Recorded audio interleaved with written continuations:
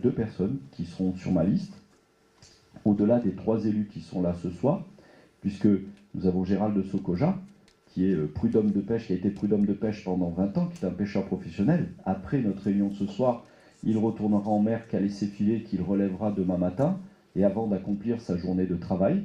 Gérald a été adjoint à l'environnement, et il est toujours élu conseiller municipal à l'environnement. Il a juste perdu son portefeuille d'adjoint, son poste d'adjoint, puisqu'en 2007, j'étais candidat aux législatives pour défendre mes valeurs et mes idées, et qu'il en a fait les frais. Mais comme il était un technicien incontournable, ils l'ont quand même gardé. Hein. J'ai aussi avec moi Lisiane Bellamani, qui est conseillère municipale, qui est, elle, déléguée aux centres sociaux, et qui, elle aussi, fait partie de ce groupe de Fréjus en mouvement au cœur du dispositif municipal. Et Monique Bletterer, qui est élue déléguée aux personnes handicapées et aux pistes cyclables, mais aux handicapés, c'est le plus beau et le plus important des 2 portefeuilles que tu gères, même si on t'a donné plus les moyens de progresser sur les pistes cyclables. Donc au-delà des 3 élus qui sont là, à chacune de mes réunions, je présente de nouvelles personnes qui vont être avec nous. Et je vais laisser le soin à Maryse puis à Alexandre de se présenter. Et après, je reprendrai la parole pour avancer dans mon propos et pour les raisons pour lesquelles nous sommes là. Mais ça vous permet de découvrir au fur et à mesure ceux qui nous accompagnent et leurs qualités.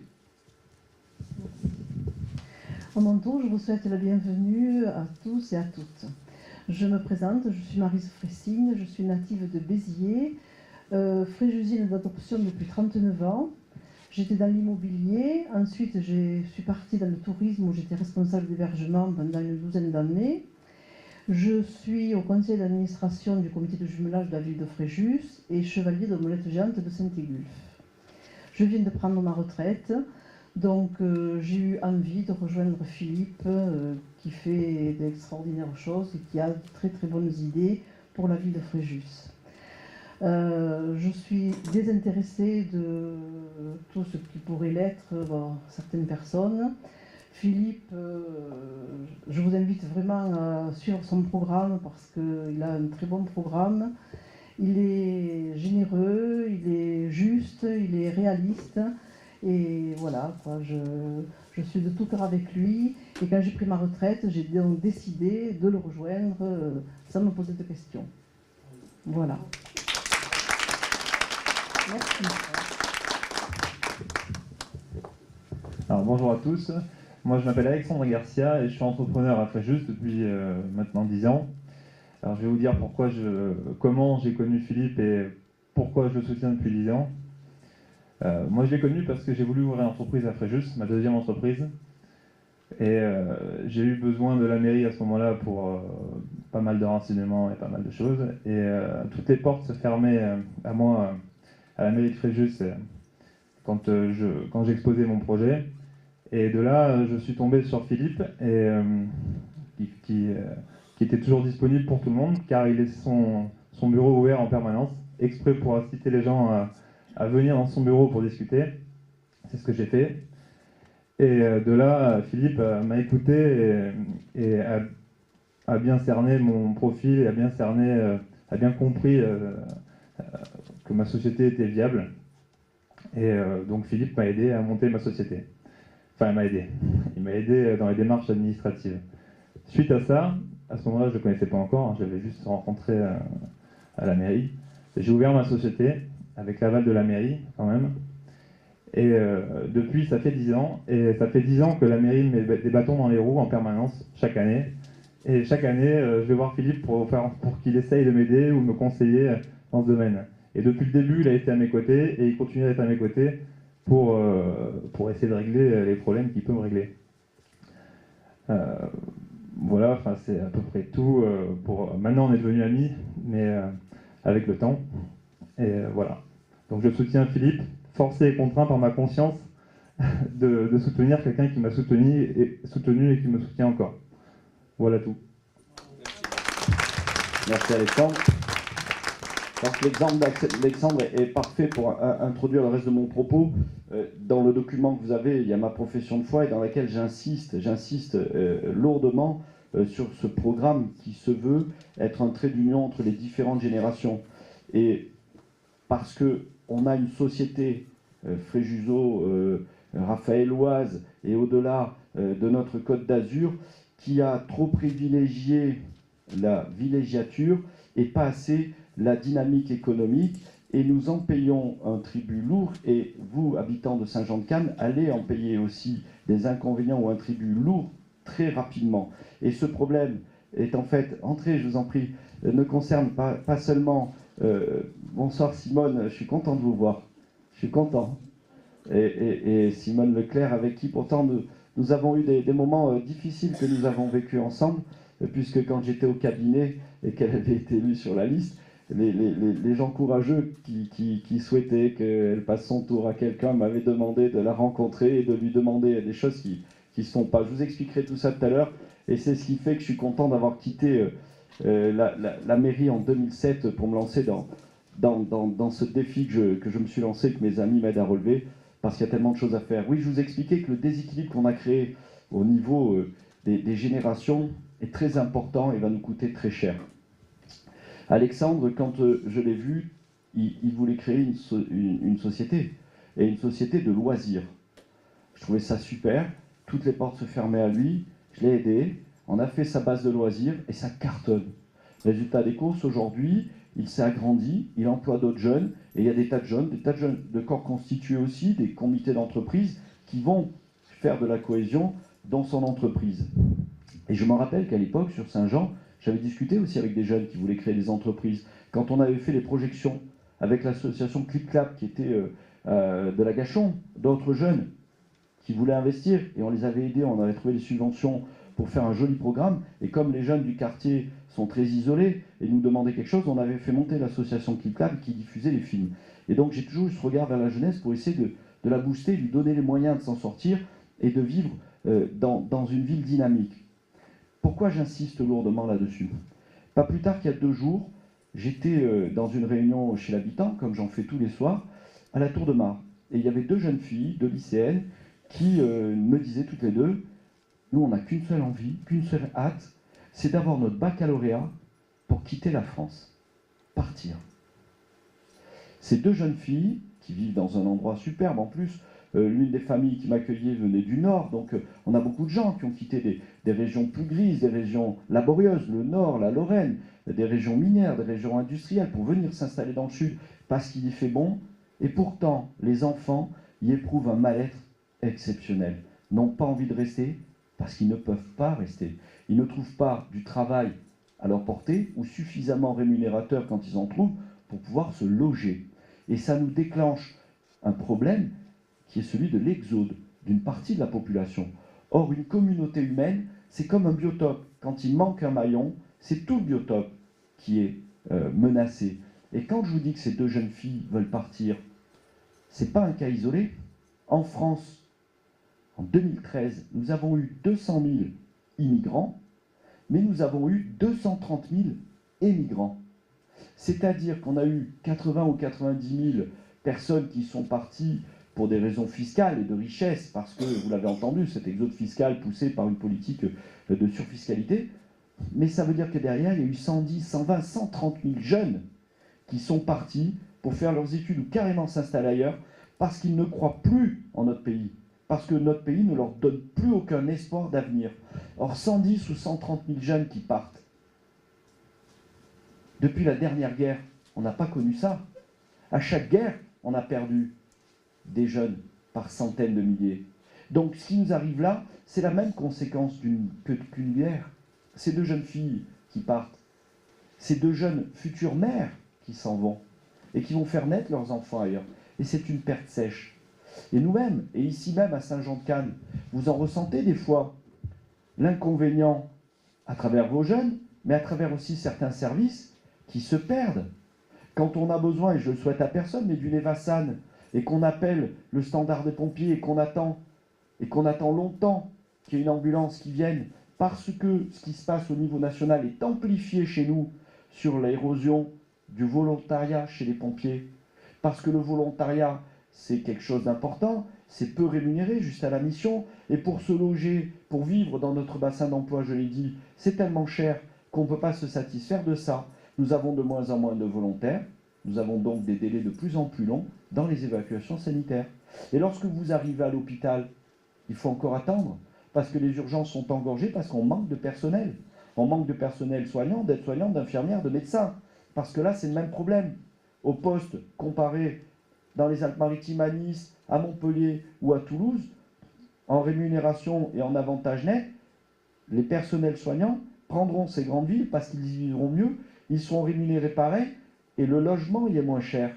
Et résultat des courses, là aussi, diminution de la qualité des soins, augmentation du délai. Et là, dans des moments cruciaux, on prend conscience que cette jeunesse qu'on a ignorée pendant ces années de mandat de la municipalité, ce manque de jeunesse nous fait défaut et nous pose un problème angoissant pour l'avenir. Et c'est la raison pour laquelle je le dis dans mon programme, et je ne vais pas vous exposer toutes les lignes de mon programme parce que vous l'avez devant vous et vous pouvez le retrouver dans le détail sur des vidéos que j'ai postées, puisque toutes les semaines, je fais des réunions thématiques dans ma permanence où nous sommes aussi nombreux que ce soir et où toutes ces thématiques sont abordées et enregistrées et filmées, ce qui vous permet de savoir exactement ce que j'ai à dire et en profondeur sur le développement économique, sur le commerce du centre ancien, sur la sécurité, sur la culture, sur le logement, sur l'urbanisme, sur l'environnement, etc., etc., etc. Nous en sommes à la 19e réunion après-demain soir et nous avons déjà publié 13 ou 14 vidéos, on en a encore en stock à publier. Donc je ne vais pas vous faire la gageure de revenir sur ce qu'il y a ce papier parce que vous allez le trouver. Je vais revenir sur les spécificités du quartier. Mais avant ça, je voudrais insister sur le fait que dans ma profession de foi, vous le voyez, j'insiste pour que nous permettions à tous ceux qui peuvent et qui veulent atteindre leur autonomie de l'obtenir. Et une fois que nous aurons mis sur les rails tous ceux qui peuvent être des créateurs de richesse, tous ceux qui ont un talent, qui vont pouvoir exploser, faire vivre leur talent, parce qu'en faisant vivre leur talent, ils vont entraîner du monde derrière eux. Tous ceux qui peuvent être des locomotives, nous allons les mettre sur les rails. Parce qu'une locomotive, ça traîne des wagons. Ça entraîne un, deux, ça traîne des wagonnets, et des fois, c'est des super locomotives qui peuvent traîner plusieurs trains. Mais notre société a besoin de rompre avec cette mentalité que nous avons eue jusqu'à présent, de la haine des gens qui réussissent. On a besoin de gens qui réussissent, on a besoin de gens qui créent des entreprises, parce qu'on a besoin d'emplois. Et parce qu'une fois qu'on a créé des emplois, alors on peut se loger. Mais tant qu'on n'a pas d'emploi, on ne peut pas se loger. Ou alors on reste dans cette société de l'État-providence et du logement et du revenu des transferts. Et nous devons sortir de cette logique parce que nous voyons qu'elle est une impasse. Et lorsque nous aurons mis tous les trains, toutes les locomotives sur des rails et que ces trains avanceront, ça nous permettra de nous retourner vers ceux qui en ont vraiment besoin, mais vraiment.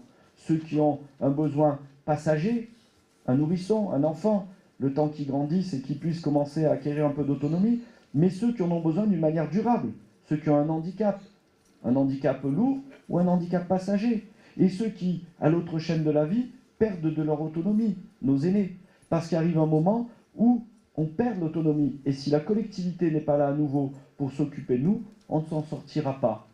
Je suis un libéral, mais j'ai une modération à mon libéralisme. C'est que souvent les libéraux disent « Oh, une collectivité doit se gérer comme une entreprise ». Non, pas du tout. Une collectivité doit se gérer comme une famille. Dans une entreprise, quand quelqu'un ne va pas, on peut le remettre sur le marché de l'emploi. Théoriquement, il sera réabsorbé quelque part, quand ça va bien ou quand ça va mieux. Mais dans une famille, quand quelqu'un ne va pas, on ne le met pas à la rue, on s'en occupe. Si on en a qui sont autonomes, ils y vont, ils travaillent, ils ramènent de quoi faire vivre le reste de la famille. Et le nourrisson, comme l'aîné, on s'en occupe, on ne l'abandonne pas. Ou celui qui a une maladie temporaire ou un handicap lourd, on va le garder. Le reste de la famille va le prendre en charge. Eh bien, une collectivité, c'est pareil.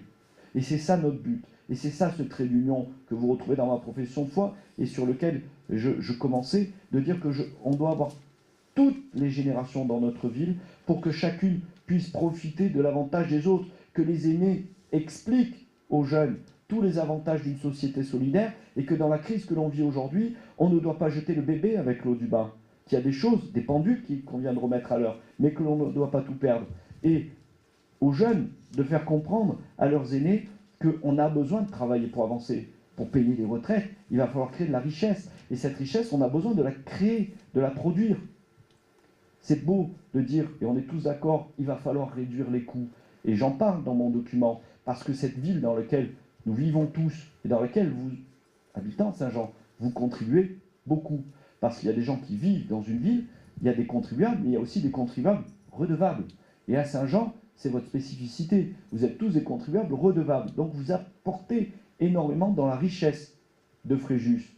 Toutefois, cette richesse, pendant toutes ces années, ont connu un certain nombre de dérives dans des dépenses de fonctionnement, dans des investissements qui n'étaient pas forcément des investissements productifs, alors qu'on a besoin de créer des emplois, alors qu'on a besoin de protéger la zone de la Palue qui est inondée sans arrêt et dont 1500 emplois sont menacés, on a préféré faire des dépenses, investir dans un théâtre, c'est très bien, et mon programme dit que je souhaite faire de Fréjus la capitale de la culture, mais l'accès à la culture est déjà abondant, les places existent, l'amphithéâtre romain, le théâtre de poche et tout le théâtre de rue.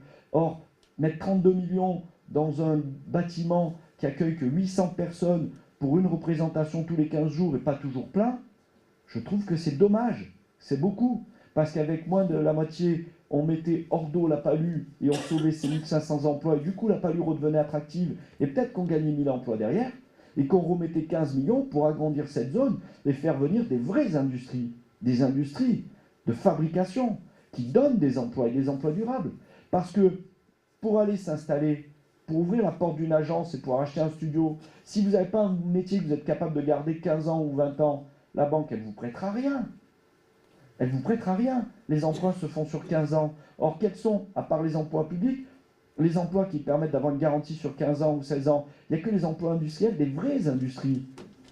Souvenez-vous, quand Alain Madelin était ministre de l'Industrie, je me réfère à Alain Madelin parce qu'il est libéral, et j'ai grandi politiquement dans cette école de Raymond Barre, de Madelin, de Dominique Baudis, de Simone Veil. Et qu'est-ce qu'il avait fait, Alain Madelin?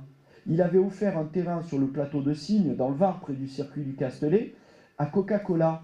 On avait entendu des scandales à ce moment-là. On crée au scandale parce que on offre un terrain à Coca-Cola avec une exonération fiscale sur 10 ans. Et les vieux réflexes, les vieux démons anticapitalistes français disaient mais c'est pas normal, Coca-Cola est un géant, a largement les moyens de se payer le terrain et a largement les moyens de payer la taxe. C'est vrai. Mais si on ne faisait pas cet effort pour attraper Coca-Cola, ils allaient s'installer en Roumanie, en Tchéquie, n'importe quel endroit où on leur offrait l'équivalent. Or, Madelin a tenu bon face à toute la critique, a donné le terrain à Coca-Cola. Coca-Cola a installé son usine dans le Var, sur le plateau de Signes, et tout de suite, ça a été 500 emplois. 500 emplois qui sont devenus près de 1000. Près de 1000 familles dans le Var qui vivent grâce à ça. Et quand vous chopez un emploi chez Coca-Cola, à moins de vraiment le vouloir, vous le gardez à vie. Et le conseil d'entreprise fait que pour les enfants et pour tout le monde, même pour les retraités, il y a une vie extrêmement passionnante. Vous n'entendez jamais une manifestation, jamais une plainte. Il n'y a pas un syndicat qui se plaint pour la façon dont les segments horaires de travail sont organisés. Or, pour l'avoir, on a offert un terrain à Coca-Cola. Mais moi, s'il fallait que je mette 30 millions d'euros pour qu'il y ait une usine Coca-Cola qui s'installe à Fréjus, je préférais mettre 30 millions d'euros plutôt que dans le théâtre. Alors que j'adore la culture, que je me bats pour la culture. Mais quand même, une unité comme ça, qui crée des emplois, on en a besoin. Et donc nous allons nous battre là-dessus.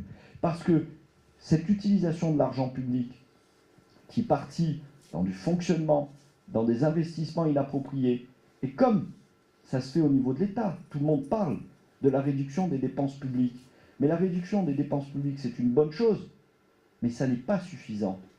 Si on ne crée pas de richesse, si on ne crée pas de richesse nouvelle, nous ne nous en sortirons pas. Et je vous donne l'exemple en revenant sur Fréjus.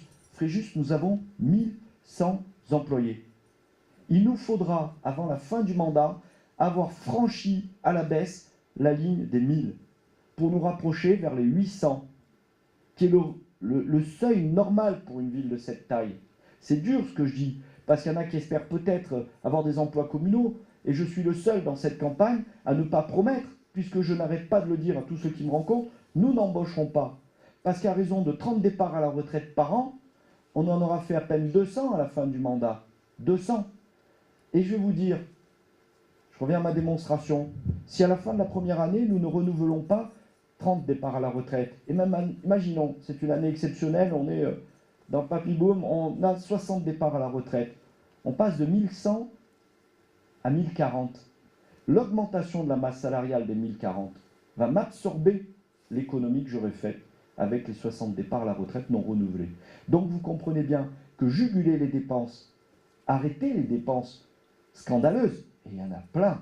Arrêtons de surpayer certains travaux, certains investissements. Ça va des travaux sur les routes, ça va jusqu'aux fleurs qu'on peut planter devant l'école ou n'importe où. Vous les avez vus, on les plante, on les arrache, on les replante. C'est une entreprise qui vient et qui surfacture. Vous l'avez vu à Saint-Jean-de-Cannes, devant l'école de Saint-Jean-de-Cannes. J'étais directeur de cabinet de cette ville quand ça se passait. Donc, quand on arrêtera de réduire, quand on réduira ses dépenses, qu'on arrêtera de dépenser n'importe comment, on se rendra compte que ça n'est pas suffisant. On se rendra compte qu'il faut créer de la richesse si nous voulons nous en sortir. Et ensuite, avec notre budget communal, nous concentrer sur les choses essentielles. Les choses essentielles, les fonctions régaliennes de la collectivité. Et aujourd'hui, et je ramène mon propos à ce qui se passe à Saint-Jean-de-Cannes, au-delà de la justesse de l'utilisation du denier fiscal, du denier public collecté sur vos impôts, et cela vous concerne de premier plan, vient la question de la sécurité. Saint-Jean, vous êtes limitrophe de Mandelieu, avec des épisodes un peu violents qui se transposent de certains quartiers de Mandelieu à Saint-Jean-de-Cannes. Nous avons avec mes camarades, et qui sont bien placés puisqu'ils sont dans ce dispositif sécurité très introduits dans ce qui se passe, nous avons à l'œil ce qui se passe, et nous avons à l'idée un certain nombre de méthodes pour disloquer ces groupes et les empêcher de revenir et de semer la zizanie. Vous le trouvez écrit noir sur blanc dans mon programme, quand je dis qu'il s'agit de mettre la main sur ces groupes, et moi, maire, j'irai au taf avec mes gars, parce qu'ils savent, vous m'avez connu en 2003 pour certains ici, lorsqu'on a subi les incendies, j'ai toujours été en première ligne, et si dans les corps constitués, que sont les pompiers, l'armée, les gendarmes, les policiers municipaux, on m'apprécie, c'est parce que je me suis toujours battu devant avec tout le monde, et que si mon équipe, et comme Gérald, qui en a fait les frais quand il m'a soutenu dès 2007, première législative à laquelle je me suis présenté, c'est que je me bats toujours devant, je ne suis pas là à envoyer les autres au charbon en disant allez-y, j'y suis, je suis en première ligne et je prends les coups pour tout le monde. Et donc à partir de là, c'est écrit noir sur blanc. Les quelques bandes que je vise, elles sont ciblées. On sait qui ils sont, on sait où ils sont, et on sait qu'en leur parlant, les yeux dans les yeux, déjà leur rapport, il change. Parce que le rapport de force, il va s'inverser et il va être à notre échelon. Ensuite, je reviendrai mettre de l'ordre dans la police municipale, parce que, et c'est vrai, on a entendu tout sur Saint-Jean-de-Cannes, même des rumeurs qui ont circulé sur tel ou tel policier municipaux qui ont entaché toute la police municipale. Tout ça pour des questions de personnes. Et à partir de là, on réglera. Mais on va régler comme toujours, comme dans la mairie, par le haut. C'est que quand en haut de la mairie, on a un dispositif exemplaire, on peut se permettre de changer des chefs qui eux-mêmes vont être exemplaires et qui vont gérer leur administration, gérer leur département d'une manière exemplaire. Et vous le retrouvez toujours dans mon discours. Nous voulons construire une ville qui soit exemplaire, nous voulons construire une ville qui soit citoyenne, et nous voulons construire une ville qui soit humaine. C'est-à-dire que exemplaire, c'est dans la façon de faire, et dans les promotions et dans les carrières des agents, on va arrêter le piston ou le copinage. Quand on dit une ville, construire une ville citoyenne, c'est une ville justement qui lutte contre l'insécurité ou l'importation de l'insécurité, et une ville qui lutte contre l'incivisme. Mais quand je dis une ville humaine, ça veut dire que on va aussi gérer ces problèmes d'une manière très humaine. Une bande de jeunes qui viennent poser des problèmes, on va leur parler. Et moi, je vais leur parler, comme je l'ai toujours fait quand j'étais DIRCA, et comme à tous les endroits où on a résolu des problèmes. Il faut parler, il faut engager le dialogue, mais il faut être ferme. Et cette fermeté, les interlocuteurs la comprennent. Et c'est pour ça que nous avancerons, et c'est pour ça que nous résoudrons ce problème. Au-delà de ça, je vais laisser la parole aux habitants de Saint-Jean-de-Cannes qui voudraient me poser des questions s'ils le veulent, pour répondre aux questions telles que vous les avez envisagées, puisque vous m'avez dit que vous aviez des questions. Au moins, vous pouvez me juger sur les réponses. Et après, si vous voulez, je reprendrai mon propos. Je le terminerai sur une note un peu plus politique, parce que nous sommes là dans une élection municipale, et je vous dresserai un bref tableau de ce qui se passe, et vous proposant ma candidature, mais ça vous le savez comme choix, mais je ne suis pas là pour vous imposer, juste pour me présenter à vous, et vous donner l'occasion d'éclairer votre choix pour le moment où vous le matérialiserez par le bulletin dans l'urne. Donc, vous vouliez poser des questions, monsieur? Vous m'aviez dit que vous aviez des questions à nous poser. Moi, je voulais savoir par rapport aux aménagements des rythmes scolaires l'année L'aménagement des rythmes scolaires. Alors, les rythmes scolaires, on est obligé de le faire, c'est la loi, je suis un légaliste, et d'une manière générale, et ça concerne tous les sujets. Je m'explique, et c'est très important. Et c'est d'ailleurs la manière dont j'exerçais quand j'étais directeur de cabinet. C'est pour ça que dans tout ce que vous pourrez entendre sur moi, il n'y a pas beaucoup de critiques pour le moment où j'occupais ces fonctions. Pourquoi? Parce qu'il y a deux choses qui sont importantes quand une décision est prise. Il y a l'opportunité et la légalité. La question d'opportunité appartient à ceux qui ont la souveraineté, les élus. Et la question de légalité, elle retombe sur ceux qui l'appliquent, c'est-à-dire d'appliquer des mesures dans la légalité. À partir du moment où il y a un gouvernement qui a été élu, un président, un gouvernement, une assemblée, je les respecte. Nous sommes en démocratie et je respecte tout le monde. Tout le monde. Je croise sur les marchés, en ville, tous les chéquiers politiques et je salue tout le monde parce que je les respecte. Je ne suis pas d'accord avec les idées de tout le monde, j'essaye de l'emporter sur leurs idées, j'essaye d'être plus convaincant qu'eux, mais si je n'y arrive pas, je ne m'en prends qu'à moi. Et lorsque quelqu'un l'a remporté, il est souverain, et donc sa décision est souveraine. Reste à moi de veiller à ce qu'elle soit appliquée dans la légalité. En ce qui concerne les rythmes scolaires, le gouvernement était légitime à prendre cette décision. Il ne m'appartient même plus de savoir à mon niveau si je suis pour ou si je suis contre. L'État a pris une loi, je dois l'appliquer. Ensuite, en âme et conscience, et je l'ai dit dans mon programme, je l'ai écrit, je souhaite que l'on donne aux enfants toutes les chances pour qu'ils réussissent, pour que tous les talents puissent exploser, pour que ce ne soit pas une fatalité d'être né à Fréjus ou de vivre à Saint-Jean-de-Cazes, mais que même en étant là, on peut devenir quelqu'un. Donc je vais tout faire, donc je ne vais pas lésigner sur les moyens. Mais comme je l'ai dit, les moyens, je ne vais pas les prendre sur l'impôt. Je voudrais arriver à ne pas toucher à l'impôt. Je voudrais prendre ces moyens sur d'autres services, parce qu'il y a des moments où je vais être clair et dire on ne peut pas tout faire. Pour faire ça, en ce qui concerne les rythmes scolaires, moi je comprends ce qu'il a voulu faire. Je viens d'un enseignement scolaire qui est la méthode Freinet. Vous savez, dans les écoles municipales, il y en a quelques-unes qui fonctionnaient sur la responsabilisation de l'individu et justement sur les ateliers, la découverte et l'éveil de l'enfant. Donc je me dis qu'avec cette réforme du rythme scolaire, on pourrait en revenir sur les périodes où les enfants sont confiés à la collectivité pour les éveiller, leur ouvrir l'esprit. Et on pourrait aller à des tas d'autres niveaux. Hein. Je parlais avec un de nos amis qui est au premier rang et on était on regardait le volley tous les deux dimanche, on était au volley où l'équipe de Fréjus cartonne, vous le savez, puisqu'il gagne 3-7-0 chaque fois. Il est chauffeur routier, c'est un ancien militaire, il est chauffeur routier. Et il me disait, tu sais, dans les idées, ça serait bien qu'on prenne des jeunes qui sont au collège, qui vont avoir des deux roues, qu'on les prenne, qu'on passe une convention avec les transporteurs de la ville, qui ont des gros bahuts, parce qu'ils conduisent un attelage, un 38 tonnes, peut-être même plus, et qu'on prenne ces jeunes, et qu'on les mette en stage une demi-journée dans la cabine d'un chauffeur routier, pour que ces jeunes qui vont se retrouver sur des scooters soient éveillés à la route d'une autre manière, vue d'un camion. Comment est-ce qu'un camion il perçoit un petit deux roues qui va essayer de le coincer sur la droite au moment où le camion se fait un déport pour pouvoir mieux tourner, etc. etc. Et en fait, c'est un exemple seulement, mais qui vous montre tout ce qu'on pourrait imaginer de pédagogique pour mieux éveiller, mieux ouvrir l'esprit de nos jeunes, à partir de l'école, pour cette question des rythmes scolaires, mais que nous pourrions poursuivre au niveau des collèges, grâce aux emplois que nous allons devoir déléguer et créer dans ce domaine de l'occupation de nos élèves dans le temps scolaire, hors éducatif. C'est une autre question aussi. Monsieur. Monsieur Carras. Oui. Une question sur l'évacuation des personnes malades, des blessés de Saint-Jean-de-Cazes.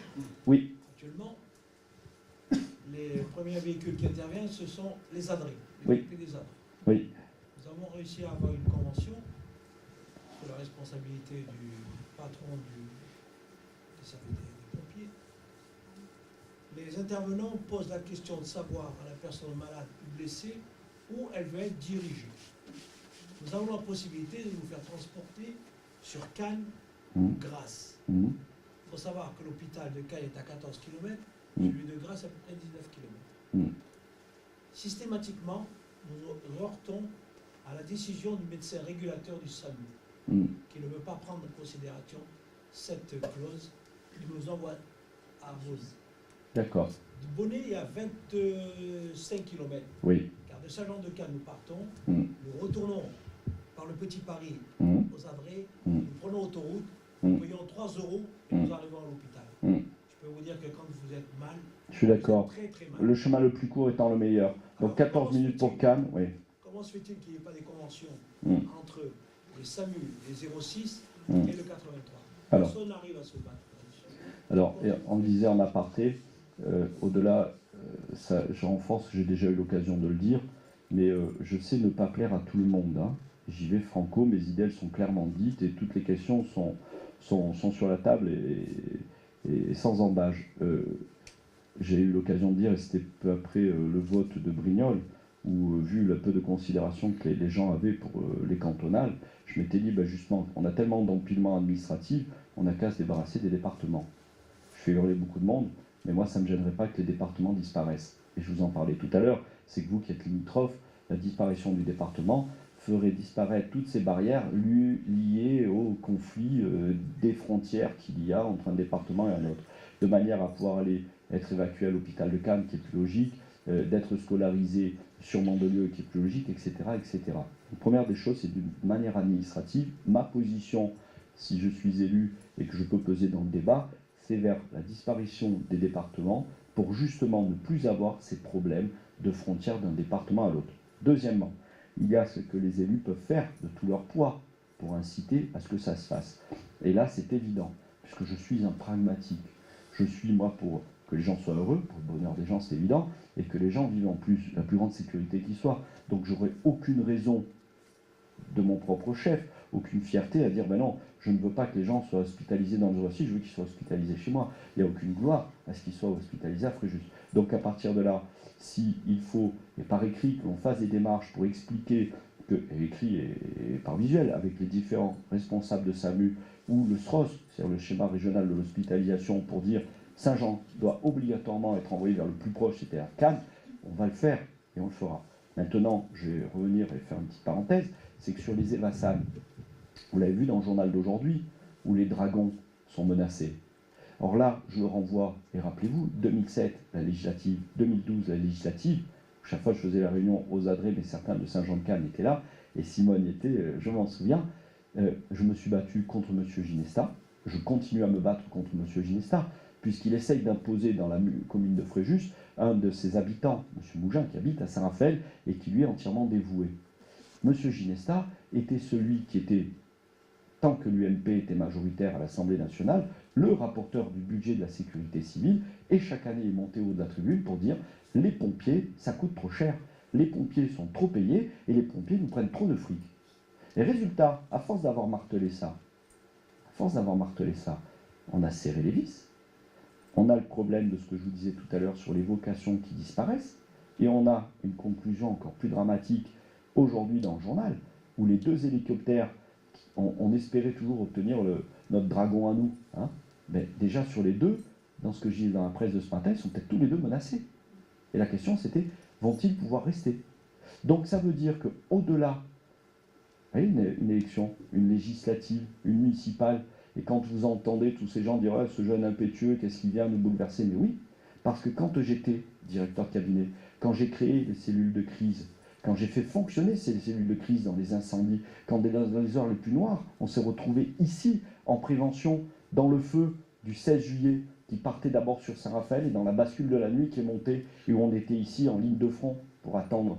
Je veux dire, moi je l'ai senti, j'étais avec les gars. Je ne pensais pas qu'ils étaient trop payés quand j'étais à côté d'eux. J'étais bien content qu'ils soient là.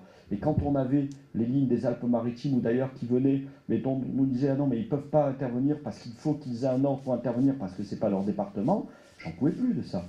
Lorsque j'ai créé, et juste après mon départ de la mairie, justement parce que j'en pouvais plus de cet immobilisme politique fait de notables locaux qui avaient tranquillement assis leur vie et leur petite copinage, vous le savez, à Saint-Jean, là, On l'a vécu, les relations personnelles de certains avec les élus en mairie. Et je ne reviens plus là-dessus parce que je préfère rester haut et lever le débat. Certains haussent le ton, moi je tente de l'élever. C'est juste ma différence, en avançant avec des propositions et du concret. Mais quand même, je veux dire, quand j'ai écrit mon livre sur la gestion des crises, j'ai fait part de toutes ces réflexions. J'ai fait part de toutes ces remarques. Aujourd'hui, elles font école. Et quand je proposais ma candidature législative pour préparer ces municipales, et quand je présente à vos oreilles et à votre esprit ma candidature pour les municipales avec les gens qui m'entourent, c'est pour vous dire que, au-delà de la gestion communale, il y a aussi des positionnements personnels et politiques qui ont du poids et qui ont des répercussions qui sont énormes. Et notamment la réponse à celle-ci, c'est que les gens que j'ai en face de moi, pendant toutes les années où ils ont été aux affaires, ils n'ont jamais rien fait, ils ne s'en sont jamais préoccupés. Jamais. Voilà. Donc moi, je peux vous faire l'engagement que je ferai. Vous pourriez ne pas me croire.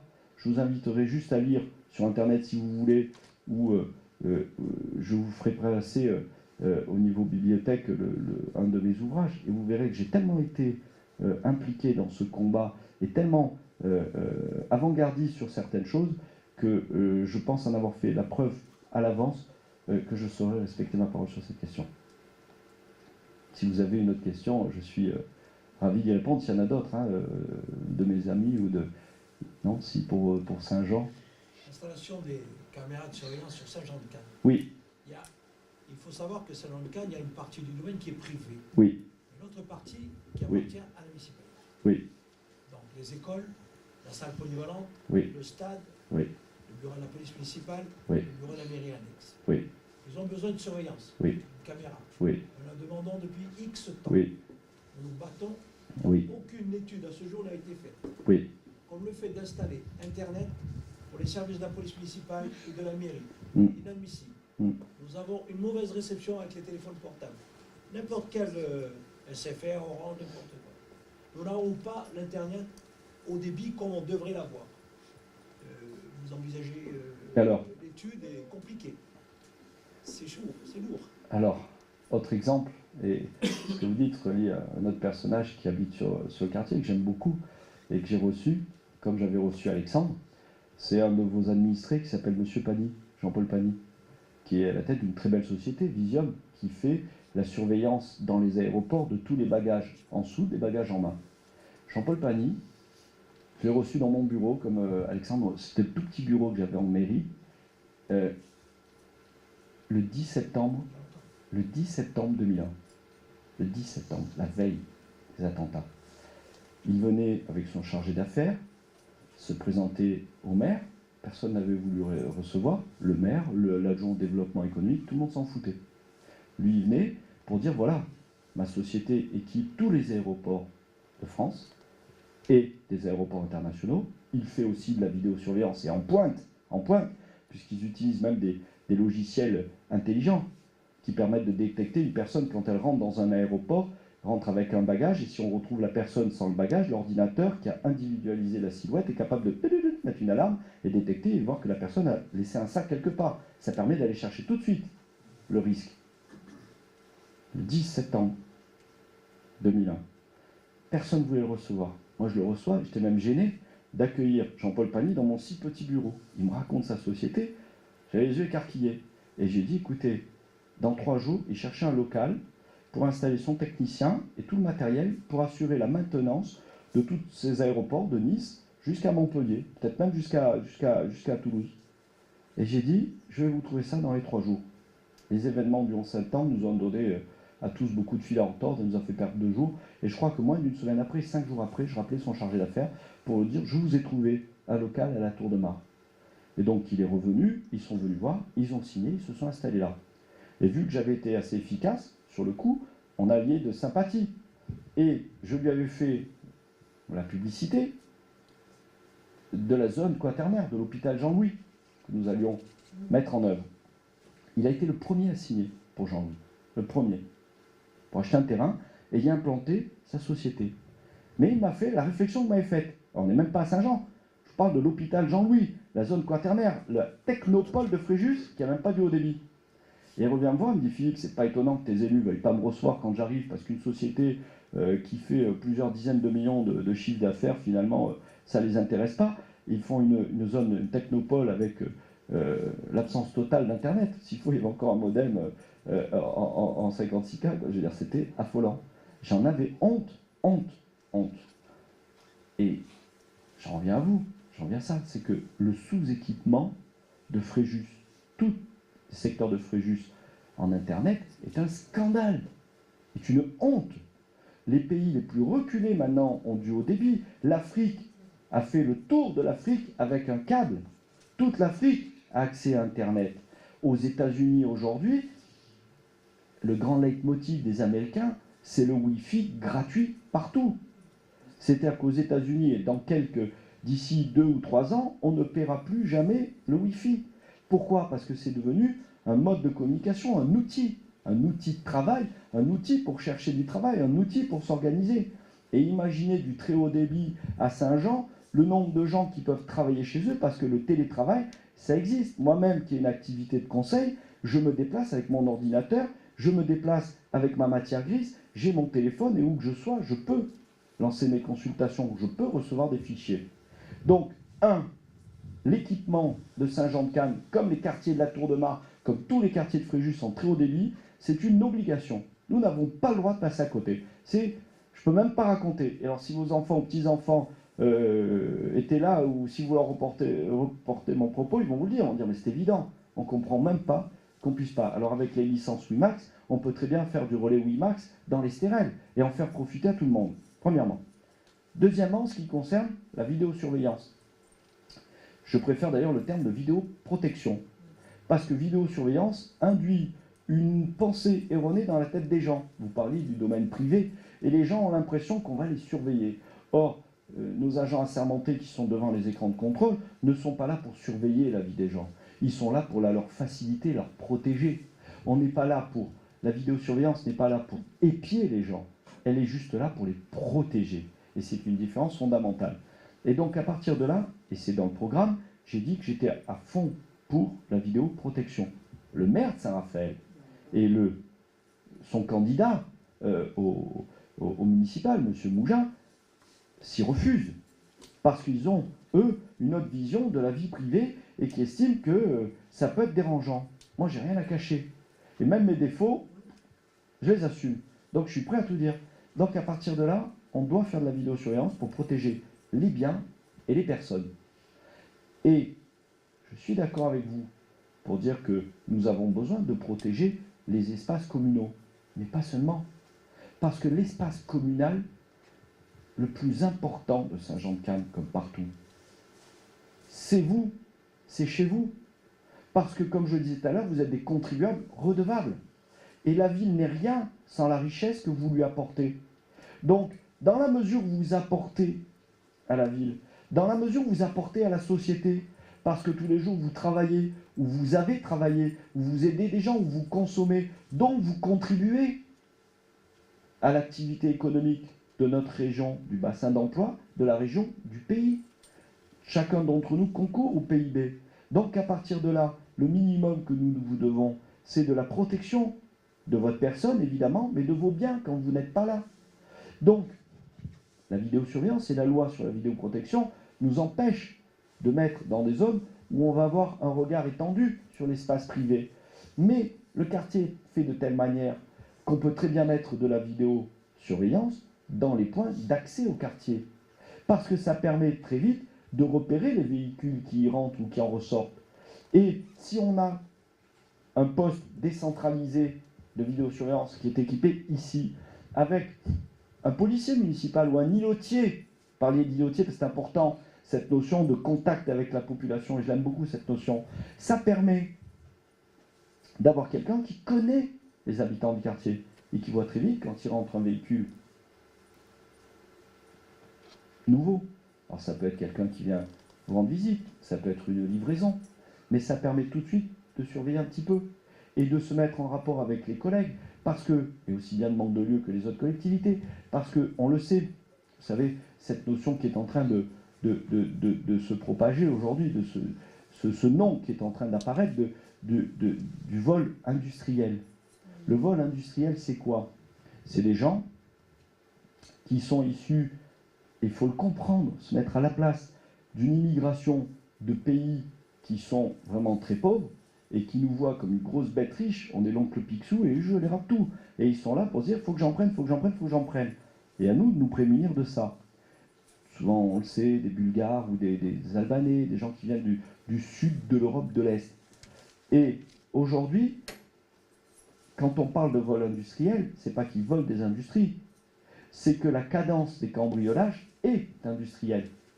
C'est-à-dire que quelqu'un qu'on connaît, que la police, les effectifs de police connaissent parce qu'il est connu pour avoir fait 2-3 cambriolages par mois, c'est un petit cambrioleur, on le connaît, il est fiché. Un groupe de gars qui circulent avec des camionnettes et qui font 20 visites par jour, c'est du vol industriel. C'est-à-dire qu'ils en ont fait un métier. Or, ces véhicules et ces groupes, si on équipe les quartiers de Tour-de-Mar, de Saint-Égulphe, tous les quartiers de Fréjus et quartiers de Saint-Jean, quand nos équipes de vidéosurveillance ont vu un véhicule tourner à la Tour-de-Mar, dans les rues de la Tour-de-Mar, et qu'on le voit rentrer à Saint-Jean-de-Cannes, on se doute que s'il est passé d'en bas en haut, ou inversement, c'est peut-être qu'il est en train de chercher l'endroit où il va commettre son forfait. Et là, ça permet d'appeler nos équipes. Et deuxième point de mon programme en sécurité, c'est renforcement des équipes et des patrouilles pour converger sur ces individus-là. Et même si on ne les attrape pas au moment, quand il y a eu des cambriolages, ça permet, en rembobinant les vidéos, de retrouver, de cibler les véhicules, d'éliminer les véhicules qui sont du quartier et de retrouver le véhicule impétrant. Et à partir de là, de l'isoler ou de le faire passer aux collègues de la police nationale et de la gendarmerie qui peut-être l'arrêteront ailleurs et nous permettront de remonter sur une filiale. Voilà pourquoi la vidéosurveillance et la vidéoprotection, je suis pour, et pas seulement sur les bâtiments publics, mais aussi dans les points névralgiques, parce que ça nous permet, sur le coup et a posteriori, de revenir sur des mouvements qui ont eu lieu et d'arriver à lutter contre cette délinquance. Et c'est l'autre point du programme que nous avons sur la sécurité, c'est-à-dire d'essayer d'éviter d'importer dans notre ville cette délinquance qui existe dans les grandes villes. Parce qu'aujourd'hui, nous sommes encore une petite ville de quartier, nous sommes encore préservés, mais il nous appartient à nous de faire un effort monumental pour éviter d'importer les phénomènes urbains que nous ne connaissons pas encore et qui sont quelques degrés au-dessus dans la violence. Je ne sais pas si vous avez d'autres questions. Hein? Allez-y, allez-y. Hein. Parce qu'au moins, je vous réponds sur des sujets que je n'ai pas préparés, donc vous pouvez me juger là-dessus, c'est ce que je fais. Toujours dans la sécurité. Oui. On va parler de la sécurité incendie. Oui. Nous sommes frappés par le PPRIF qui est oui. plan départemental. Oui. Actuellement, le maire nous oblige à débroussailler 100 mètres autour oui. de oui. Continuez-vous sur la même Alors, lancée. je me rappelle quand on avait pris cette décision, puisqu'elle était tombée dans la rapidité après les incendies de 2003. Or, c'est vrai que de passer du rayon de 50 mètres à 100 mètres, ça fait un terrain exponentiel à débroussailler. Et le problème du débroussaillage, c'est le voisin. Voilà. Moi, je vais vous dire, je préfère, je l'avais dit à l'époque, mais je n'étais pas en mesure de peser, mais de conseiller. J'avais dit on laisse à 50 mètres, on renforce sur le débroussaillage et l'obligation de débroussailler, et on agit beaucoup plus vite, puisqu'on peut faire l'avance de trésorerie sur le débroussaillage forcé. Pourquoi? Parce que c'est une façon pour moi d'assurer le débroussaillage et de donner de l'emploi. Plutôt que de vous mettre une contrainte. Souvenez-vous, je suis toujours un libéral. Je suis un libéral et c'est important. Je suis contre les interdictions, je suis contre les contraintes, je suis pour la liberté.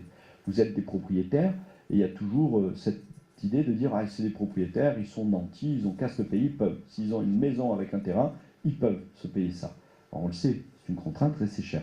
En revanche, il faut le faire, c'est obligatoire. On le sait, ça nous prévient et ça nous aide. Donc il n'est pas question pour moi de faire reculer notre niveau de protection, mais il est question de voir comment est-ce qu'on peut l'aborder mieux. Et en mettant à la charge justement des riverains et qui ne le font pas, et en commandant le débroussaillement au point de vue de la municipalité et en avançant les frais, parce que sur un budget de 77 millions d'euros en fonctionnement et de 25 millions d'euros en investissement, on peut tout à fait faire l'avance de ces chantiers-là. Et on les récupère, la justice nous aide à récupérer l'argent s'il le faut, si ceux qui devaient s'acquitter de leurs dettes ne l'ont pas fait. Donc c'est facile. Et en même temps, ça nous permet de donner de l'emploi, et beaucoup d'emplois là-dedans. Donc c'est pour ça que, si vous voulez, moi j'abordais cette question sous la question d'un pilotage du débroussaillage par les équipes débroussaillement. Et alors vous pourrez en parler facilement avec Gérald Sokoja qui est sur votre gauche, parce que c'est lui, l'élu, ça sera lui l'élu dédié à cette question et à toute la question environnementale. Bon, maintenant sur les prix, c'est toujours douloureux, c'est le même problème que les PPRI et PPRIR. RI, c'est inondation, R, inondation renforcée. Mais d'un autre côté, je comprends qu'à un moment donné, l'autorité préfectorale dise bon, il faut mettre un terme, qu'on arrête de construire dans une zone inondable ou dans une zone forestière dangereuse. Donc à partir de là, on doit à un moment donné savoir mettre un terme aux choses. Mais on ne peut pas abandonner ceux qui ont été, qui de bonne foi sont venus s'installer. Et donc votre problème, notre attitude vis-à-vis de vous, elle est la même que vis-à-vis de ceux qui sont du verger des arènes ou des Floralies qui subissent des inondations, qui vont être touchés aujourd'hui par le PPRI. Je comprends que le préfet veuille mettre un holà pour pas que le problème soit aggravé, mais nous ne pouvons pas les laisser tout seuls. Donc là, toujours pareil, responsable. Et vous retrouvez ce que je dis quand je dis que nous voulons bâtir une ville exemplaire. C'est-à-dire que la ville exemplaire, c'est la ville qui ne laisse tomber personne et qui revient sur ses missions essentielles. Voilà. Parce qu'on est même obligé de débroussailler chez les gens qui ne veulent pas débroussailler. Oui, oui. Et c'est pour ça que plutôt que vous d'avoir le faire, vous appelez le service, il appelle tel débroussailleur, ou il fait un appel d'offres facile, hein. On le fait par mail, on a des équipes, ou même des jeunes qui cherchent du boulot, qui ne savent pas, on les aide, on les installe, on leur fait faire une formation rapide, et même par nos services, on peut faire des formations diplômantes, et on leur dit, ben voilà les gars, il y a un chantier, et on les paye, on a de quoi. On paye des joueurs de foot une fortune, on peut payer des débroussailleurs. Et derrière, on envoie une procédure contre le propriétaire, et on réclame le dû, avec une pénalité. C'est facile. Oui, parce qu'en plus, vous avez la violation de propriété, vous avez le problème si vous arrive un accident, les assurances, la responsabilité civile qui va attaquer, etc. Parce que l'on trace le cercle de 50 mètres. Oui. Si vous arrivez, on va vous reprocher, vous ne l'avez pas fait, Oui. c'est très compliqué. C'est très complexe. Oui, j'en prie. L'État, oui. L'État, je généralise, oui. souvent ne le fait pas. Oui. Et la DDE non plus. Ah non, mais la DDE non plus. C'est la raison pour laquelle... Moi, si je dispose des moyens pour le faire... Oui, mais moi, je dispose des moyens de le faire et des moyens coercitifs pour me faire rembourser. Je peux me payer des avocats. Le gars, il veut jouer la forte tête, mais je peux aller au bout d'une procédure jusqu'à un cours de cassation. Je veux dire, la mairie, elle a les épaules larges. On le fait pour des histoires ahurissantes, autant le faire pour des histoires qui valent la peine. Et nous, à partir du service, ça permet, et on lance un appel d'offres à des tas de jeunes, des tas de gens qui sont au chômage et qui cherchent du boulot en disant, ben voilà, on a un plan où on avance sur le débroussaillage, et tous les ans, et voire même ou 2 fois par an, selon les pluies qu'on a et les repousses, etc., vous y allez. Je veux dire, on a le droit de faire des marchés de gré à gré jusqu'à 20 000 euros. Je veux dire, les gars, ils prennent, hein. Ils se mettent à deux, ils font des petites sociétés où ils se mettent en auto-entrepreneur et on envoie les chantiers. Bon, ben, si ça nous fait un fonds de roulement qu'il faut avancer plusieurs centaines de milliers d'euros, 100 ou 200 000 euros, mais qu'on sait qu'on va les récupérer sur les propriétaires puisqu'on va faire des actions derrière pour être payé, ben, on s'en fout. Je veux dire, la trésorerie, on l'a. On a une richesse telle qu'on peut se le payer. Donc, on peut payer l'avance. Et en même temps, on a fait travailler du monde. Voilà. Moi, c'est mon pragmatisme à moi. C'est important parce que je le dis dans mon document, dans ma profession de foi, je suis en rupture avec les dogmes. Je n'aborde plus la politique, la gestion de notre collectivité avec des dogmes. Je serais plus proche de quelqu'un comme Tony Blair. C'est-à-dire qu'on répond, et si possible, le plus efficacement possible, aux questions qui nous sont posées, en n'allant pas chercher ni dans le marxisme tel qu'il était conçu à l'époque par Karl Marx, ou de l'autre côté de l'échiquier. J'ai beaucoup de respect pour De Gaulle, mais je veux dire, aujourd'hui, la société a tellement évolué qu'on ne va pas à chaque fois que doit se prendre une décision sans référer au brave général, je veux dire, au respectueux général. Je veux dire, il y a des solutions que l'on a nous, parce qu'on est sur le terrain et on est en connexion directe, et on avance. Moi, quand j'étais DIRCAB, Alexandre le disait, ma porte était ouverte du matin jusqu'au soir dans le bureau. Les employés municipaux, les gens des différents quartiers venaient, et j'ai toujours résolu des problèmes, j'ai toujours essayé d'apporter des solutions. Je le disais tout à l'heure, par rapport aux jeunes, quand on faisait la vidéoprojection, comme je subventionnais par ailleurs des jeunes du quartier de la Gachon, je leur disais, ben, les gars, vous ne voudriez pas monter une fois tous les 15 jours, leur faire le ciné-club. Et voilà, et ça a marché, c'était génial. Donc voilà, il y a eu d'autres choses, il y a des choses bien et des choses bêtes qu'on a faites. Moi, j'étais obligé des fois, comme un brave serviteur, de faire des choses que je n'aurais pas voulu. Mais c'est la raison, je l'ai expliqué, je ne vais pas revenir dessus, mais en 2007, j'ai décidé de partir pour poursuivre sur mon engagement politique, tel que je l'avais vécu quand j'étais ado. Et l'autre jour, je suis tombé sur des notes qui étaient restées dans un bouquin de la fac. Et quand j'ai ouvert, je suis retombé sur des notes. Et je me suis dit, mais je suis content de voir que 20 ans après, j'ai la même niaque, et avec la même adolescence dans mes propos, c'est-à-dire la même envie d'en découdre et de voir la société d'une manière beaucoup plus pragmatique. Un autre sujet aussi. Oui. La ZAC, à l'origine, Saint-Jean-de-Cannes a été créée par une ZAC en 1980. Oui. Monsieur Léotard, Oui. Monsieur Leroy, adjoint. Oui. Et cette ZAC a été construite rapidement. Certaines normes pour les poteaux d'incendie n'ont pas été respectées. Il n'y a pas de pression d'eau voulue, il n'y a pas le nombre de poteaux d'incendie voulus. Ces temps-ci ont réussi, je dis on parce que bien, ont réussi à faire mettre la pression à certains poteaux d'incendie. Le dernier poteau a été installé face à l'entrée du domaine, avec une conduite de 140, avec le débit qu'il faut. Mais dans le domaine, nous manquons de pression d'eau pour ces poteaux d'incendie. Il a été suggéré de mettre, vu la difficulté à amener à approvisionner en eau, de nous mettre 2 citernes. Elles sont toujours en balade quelque part. Alors il faudrait savoir ce que vous envisagez là aussi. Alors pareil.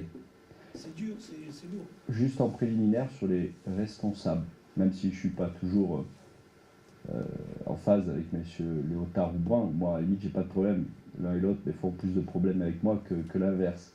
Mais il n'était pas seul à décider, puisqu'en 1980 la décentralisation n'existait pas, et c'est le préfet et la DDE qui ont fait ce quartier.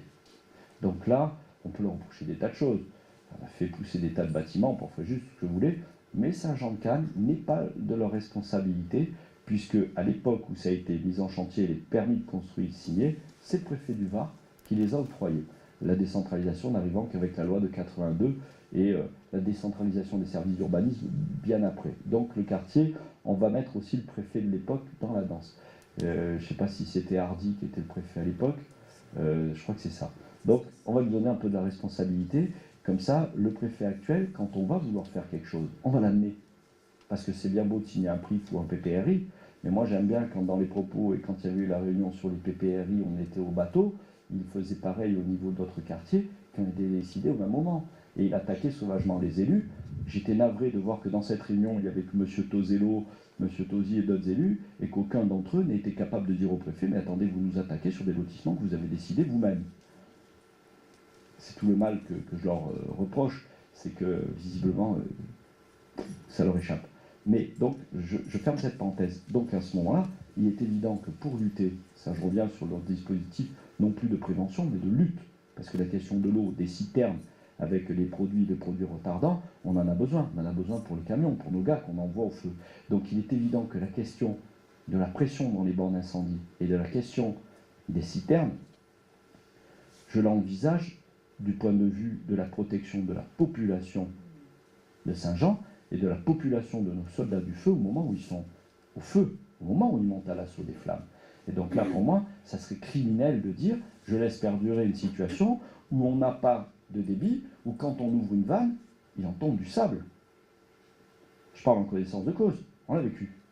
Voilà. Donc là, et je vous rassure, hein, j'ai tellement de collègues parmi les pompiers que si je ne faisais pas ce qu'il faut, il y en a un bon nombre qui serait capable de venir, vous me verriez arriver, vous me verriez passer en direction de Mandelieu sur un poteau en fer avec du goudron et des plumes, vous voyez. Voilà. Direction à l'est ou à l'ouest, je ne sais pas où est-ce qu'il choisirait, peut-être en mer, je ne sais jamais. Mais évident, mais pour la protection des... Parce que moi j'ai vécu l'épisode de 2003, on l'a vécu toute la nuit, on l'a vécu, et franchement, je veux dire, je l'ai encore, il est imprégné dans moi. Quand j'ai écrit ce livre, ça m'a beaucoup aidé aussi, beaucoup aidé à réfléchir sur tous les moyens, mais c'est là où peut-être je serai de moi le pris à défaut. Une petite question. Allez-y, je suis là pour ça, parce qu'après, je fais un compte rendu pour tous vos amis, vos voisins qui ne sont pas venus, c'est dommage, mais ils pourront regarder la vidéo quand nous la mettrons en ligne, et on va essayer de vite faire, parce que un de vos colotis m'a envoyé un mail juste quand je suis arrivé, en me demandant si je pouvais mettre un petit résumé de la réunion dans les boîtes aux lettres. Donc j'essaierai de faire ça peut-être à partir de la semaine prochaine, parce qu'on a encore beaucoup de travail pour préparer la réunion d'un tour de marre du 3 février. Mais la semaine prochaine, on fera un petit compte rendu et j'essaierai de le faire d'une manière condensée pour le mettre dans les boîtes aux lettres. C'est dommage que les gens ne soient pas venus, mais nous avons fait l'effort tous de venir et je vous remercie des questions que vous posez. Nous avons la rue du Marsaou. La rue du Marsaou, c'est la rue qui vient de l'entrée Oui, nationale, oui, qui passe là, le long de l'école, oui, qui vient jusqu'à oui, oui. cette rue, continue jusqu'au fond où il y a un portail oui, le long de l'école Oui. maternelle. Il a été convenu de la rétrocéder à la municipalité. Parce Oui. qu'à l'origine, c'est une rue Oui. qui nous appartient. au Oui. domaine. Ça a été accepté au conseil municipal, ça a Mm. été voté. Mm. Il y a 1 an que nous attendons la signature avec le notaire. oui. Est-ce que vous allez continuer la même affaire ou quoi? Si j'étais méchant, je dirais que le notaire, dans l'une qui était dans la liste et qui maintenant a rejoint les rangs de l'opposition de M. Mougin, cette opposition au maire sortant, M. Brun, je pense que son étude est beaucoup plus préoccupée par les déménagements de ces locaux, puisqu'ils ont pu acheter à bon marché sur un terrain ex-communal à Fréjus-Plage et qu'ils vont quitter le centre-ville, qui va être un drame pour le centre-ville.